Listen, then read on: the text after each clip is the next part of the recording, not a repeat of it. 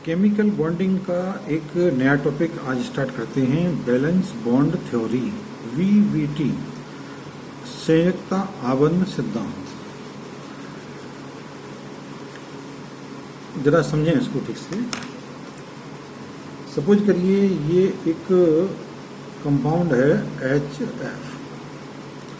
ये जो HF compound बनना है तो ये थ्योरी यानी वैलेंस बॉन्ड थ्योरी ये कहती है कि कभी कोई कोवेलेंट कंपाउंड बनता है तो उसके लिए उसके जो एटम हैं जब वो नज़दीक आते हैं तभी कोवेलेंट कंपाउंड बनता है। यानी हाइड्रोजन का एटम और फ्लोरीन का एटम जब कैसे आएंगे, क्लोज आएंगे, तब कोवेलेंट कंपाउंड बनेगा।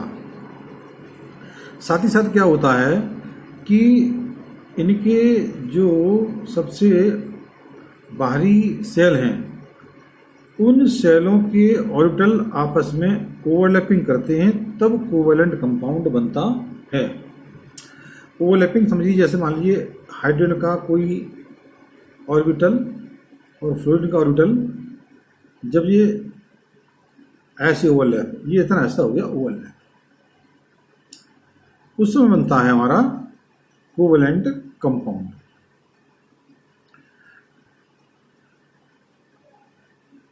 दूसरा मैं बताऊं आपको, जैसे मैंने कहा कि हाइड्रोजन का लास्ट सेल का ऑर्बिटल, जैसे हाइड्रोजन है तो हाइड्रोजन होता है 1, तो ये हो गया हमारा 1s1।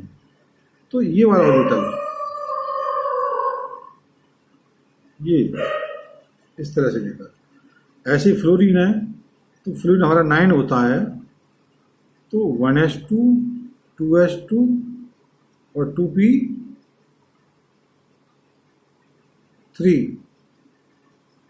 5।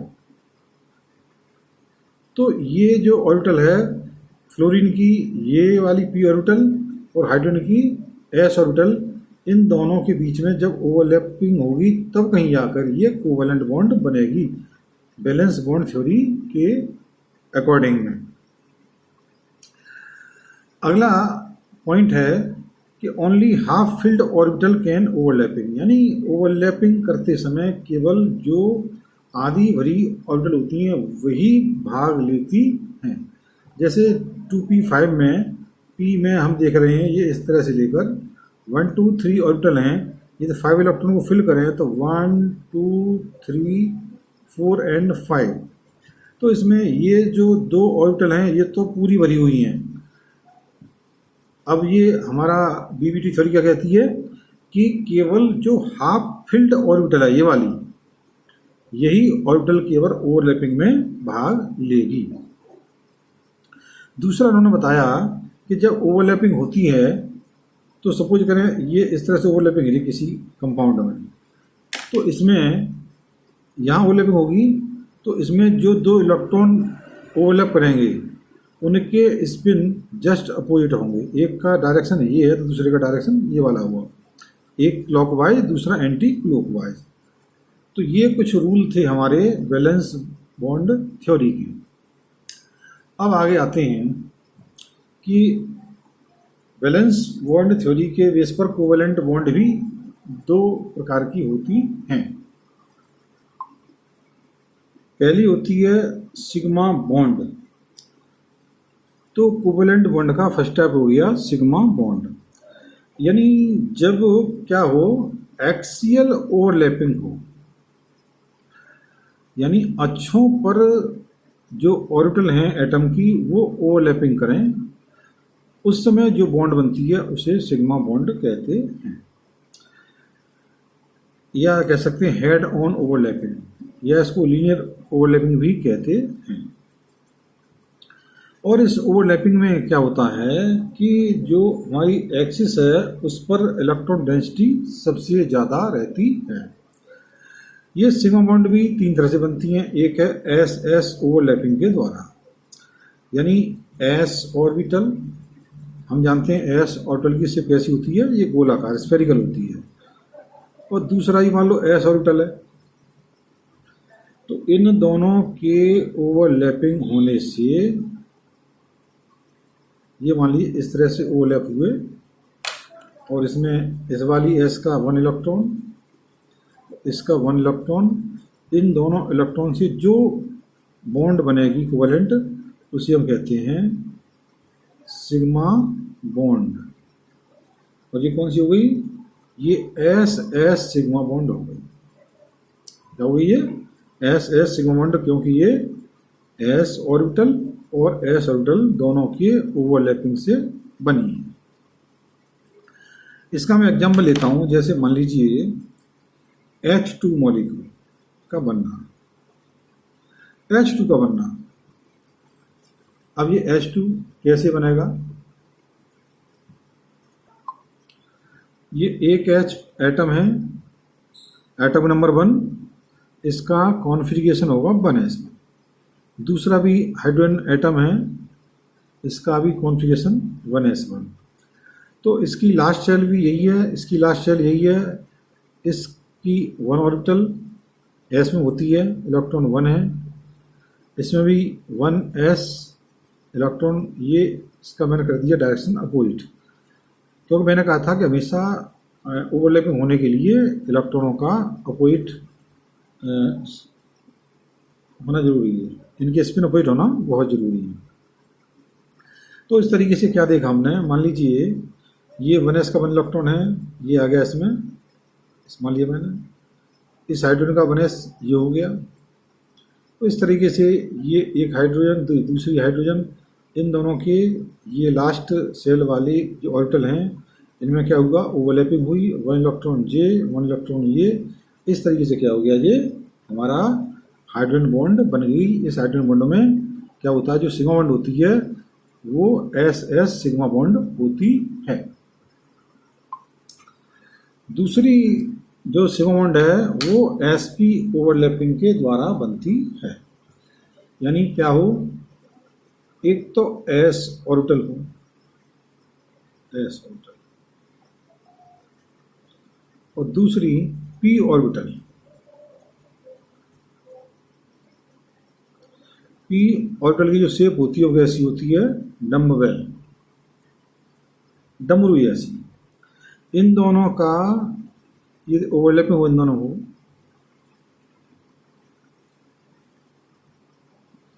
तो क्या होगा? ये कुछ इस तरह से बनेगा, S ये हो गया और P ये हो गया। अब इसमें जरा देखें इलेक्ट्रॉन, मान लीजिए S का इलेक्ट्रॉन ये हो गया, P का इलेक्ट्रॉन ये हो गया।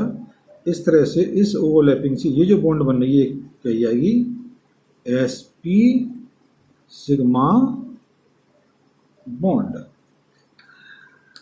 और ये इसका जरा एग्जांपल लेते हैं, HF। जरा HF देखें, हाइड्रोजन कितना होता है? 1, यानी ये हो गया 1s। फ्लोरीन 9, 1s2, 2s2 और 2p5। तो S की लास्ट सेल 1 है, S सब सेल में S ऑर्बिटल इलेक्ट्रॉन भर दिया हमने, ये 1। लेकिन फ्लोरीन में जो लास्ट सेल है वो 2 है, उसकी सब सेल P है। तो मैंने कहा था सबसे लास्ट वाली जो ऑर्बिटल होती है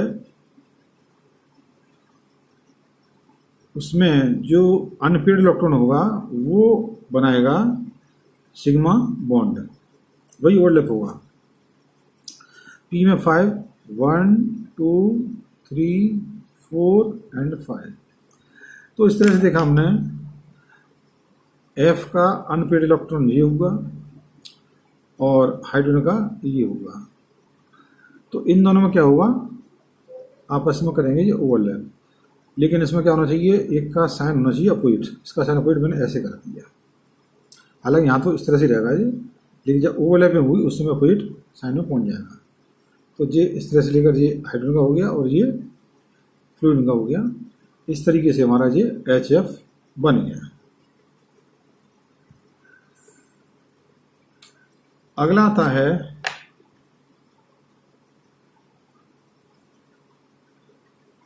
PP ओवरलैपिंग,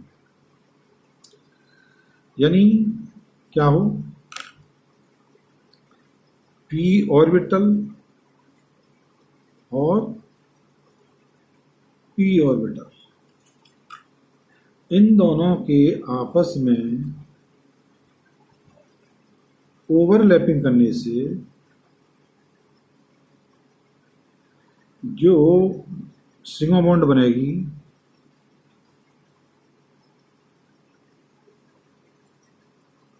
ये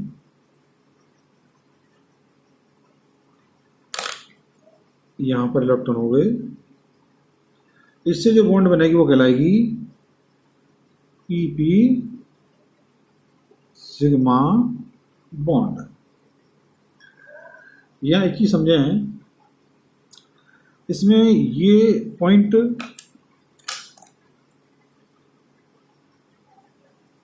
और ये पॉइंट, ये ऐसे लाइनें हैं जहां पर इलेक्ट्रॉन डेंसिटी नहीं होती, और जहां पर इलेक्ट्रॉन डेंसिटी नहीं होती, क्योंकि इलेक्ट्रॉन डेंसिटी कहाँ होगी, ये जो एक्सिस है, क्या देखें इस एक्सिस पर ही क्या है, इलेक्ट्रॉन है, तो इलेक्ट्रॉन डेंसिटी यहां पर नहीं है, तो ये कहलाती है नोडल प्लेन।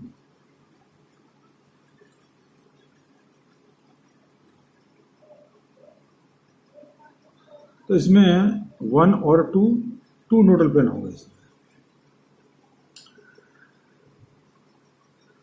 अब लेते हैं इसका एग्जाम्पल, ये chlorine Cl2, Cl17, 1s2, 2s2, 2p6, 3s2 और 3p5, तो लास्ट में 3p5 है। बस यही 3p5 वाले इलेक्ट्रॉन क्या करेंगे, कोवेलेंट बॉन्ड बनाने में पार्टिसिपेट करेंगे। 1, 2, 3, 4 एंड 5। दूसरा Cl भी मैं लिखूं,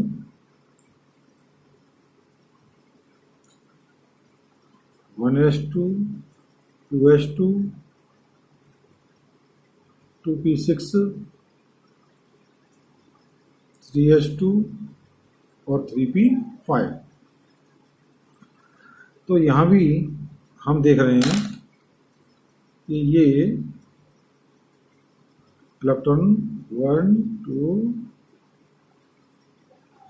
तो ये वाले इलेक्ट्रॉन ओवरलैप करेंगे,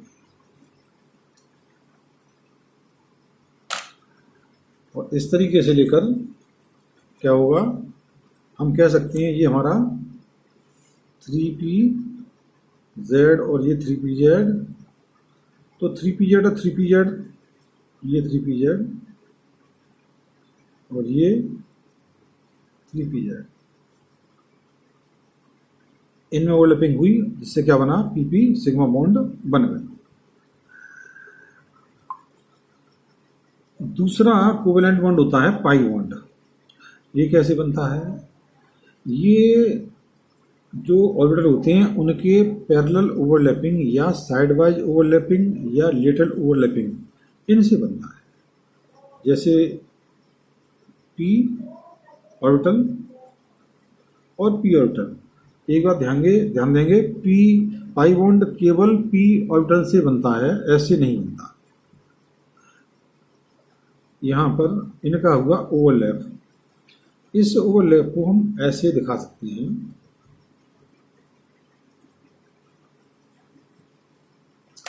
इसमें यहां साइड वाइज जी,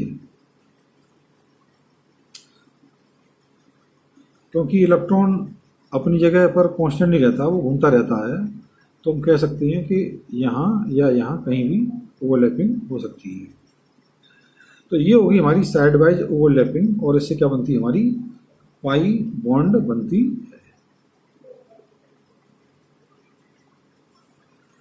इसका हम एग्जांपल ले सकते हैं O2। O2 oxygen 8 1s2 2s2 और 2p4। एक और ऑप्शन लें 1s2 2s2 और 2p4। तो यहाँ हम देखें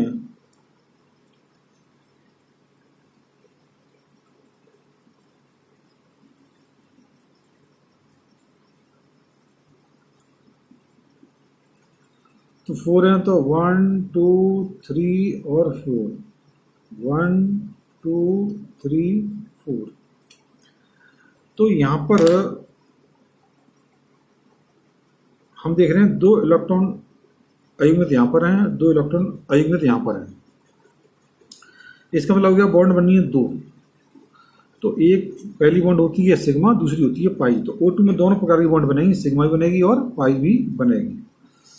तो कैसे बनेगी, मैं ऐसे दिखाता हूँ आपको। देखिए, ये मान लीजिए P वाई है और जे P जेड है। तो P जेड एक्सिस मान लो ये होगी हमारी, ये P जेड हो गई। P वाई को मैं ऐसे दिखा रहा हूँ,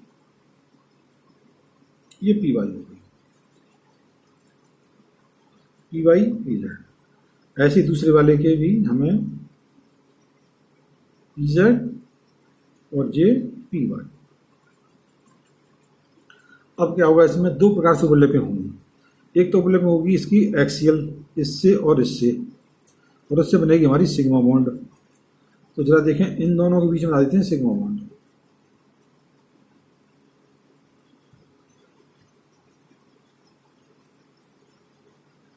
ये बनेगी हमारी सिग्मा बॉन्ड, पहली वाली बॉन्ड सिग्मा ये हो गई।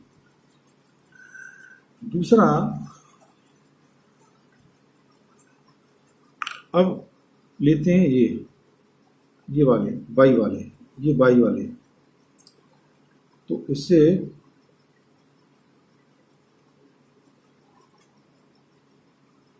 ये बाई और इसकी ये बाई,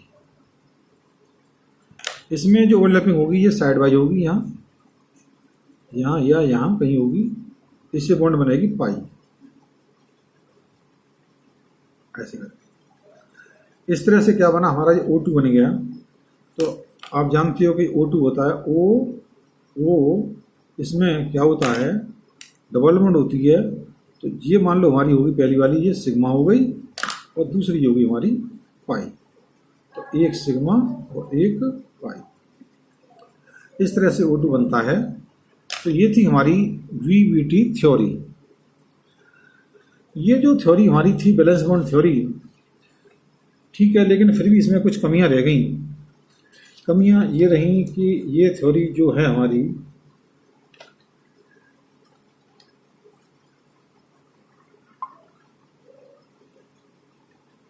ये थ्योरी हमें बताती है कि जो बॉन्ड ऑर्डर है वो हमेशा पूर्णांक होता है, कंप्लीट नंबर होता है, 2 या 3, यानी बॉन्ड बनती है या तो सिंगल बॉन्ड बनेगी या डबल बनेगी।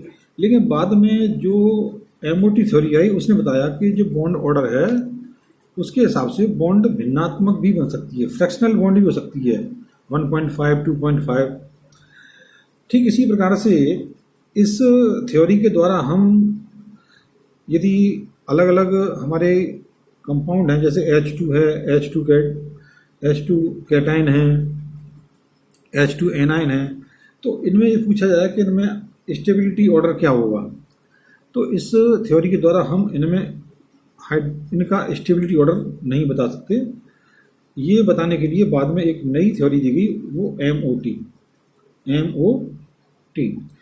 ठीक इसी प्रकार से बैलेंस बॉन्ड थ्योरी के द्वारा किसी हम कंपाउंड का मैग्नेटिक नेचर नहीं बता सकते, या ठीक से नहीं बता सकते। जैसे मालूम पड़ा कि अभी हमने ये ऑक्सीजन लिया है, तो ऑक्सीजन इस थ्योरी के अनुसार से जो O2 मॉलिक्यूल है वह प्रतिचुंबकीय होगा, डाई मैग्नेटिक है।